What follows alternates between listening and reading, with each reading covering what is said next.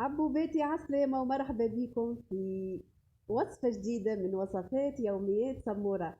اليوم على بركة الله باش نعملوا مع بعضنا غريبة الدراع.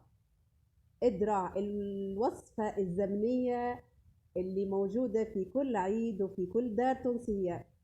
طبيق الدراع وطبيق الحمصية وقرين البشكوتو في قهوة العشية في كل دار تونسية. باش نعمل لكم وصفة نودكم ومن شهيكم،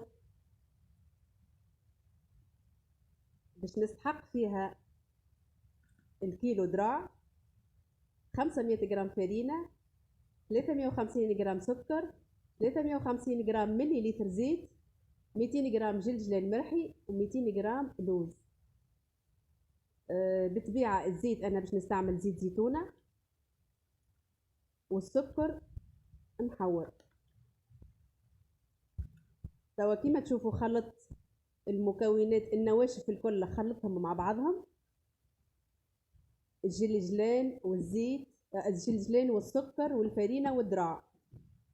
ما بقالي توا كان باش نعجنها بالزيت ونوريكم القوام متاعها كيفاش يجي.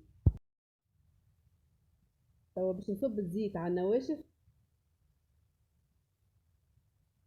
ونخلط حتى لين نوصل للقوام اللي نحب عليه. توا خدمتها مليح وزيد خدمتها في الماكينة العربي باش تعطيني تتجانس النواشف الكل في بعضها وتعطيني القوام هذا.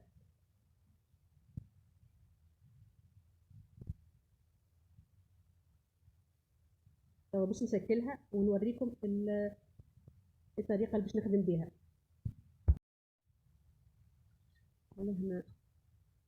لهنا روريت العجينة متاعي، حطيت عليها اللوز وتوا باش نطبخها بالطبق.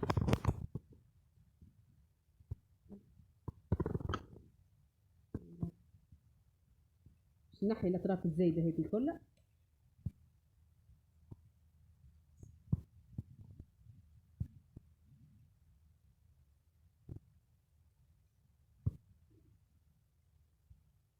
مكعبة زينة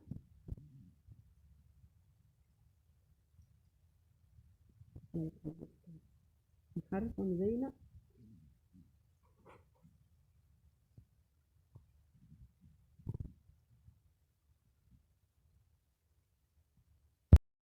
هذو مكعبات نتاع الذراع كملتهم.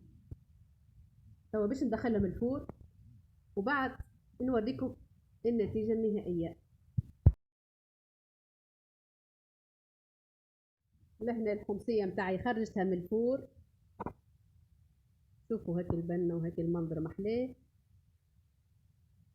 محمرة والريحة ما نحكي لكمش. حبوباتي هذه وصفتنا متاع اليوم غريبة دراع. نتمنى انكم تجربوها بالمقادير اللي اعطيتها لكم، ونتمنى انكم تدعموني بالابوني واللايك والكومنتير، وان شاء الله نتلاقاو في وصفة جديدة. حبوباتي